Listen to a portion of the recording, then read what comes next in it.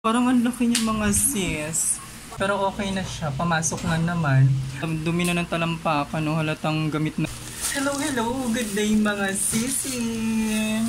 Wala na tayong ginagawa. So, kita nyo naman, meron akong parcel dito. Bubuksan natin siya. Papakita ko sa inyo yung laman na in-order ko. In-order ko pa siya last week. Kakadating lang din ngayon. So, mag-unbox tayo ng in-order ko sa Shopee.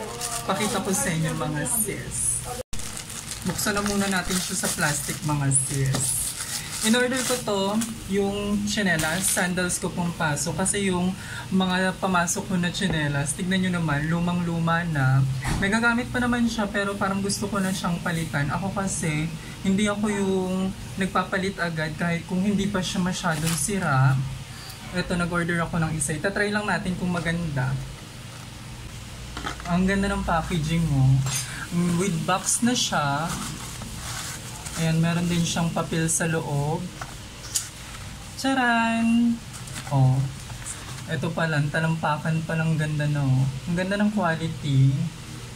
Oh, para magkamukha lang sila mga sis. Pero sana mas maganda to kung kulay brown eh. Yung parang skin tone yung kulay. Ayoko ng black.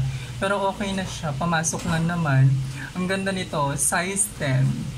Susukat ko siya. Oh, yung isa din. Ang ganda. 200 plus to mga sis. May nagustuhan ko din yung white nito. Kung maganda siya, orderin ko yung white color. Diba? Ang ganda ng material tsaka ng quality niya. Sana magtagal siya sa akin. Ito yung dikit to. Nakadikit na siya.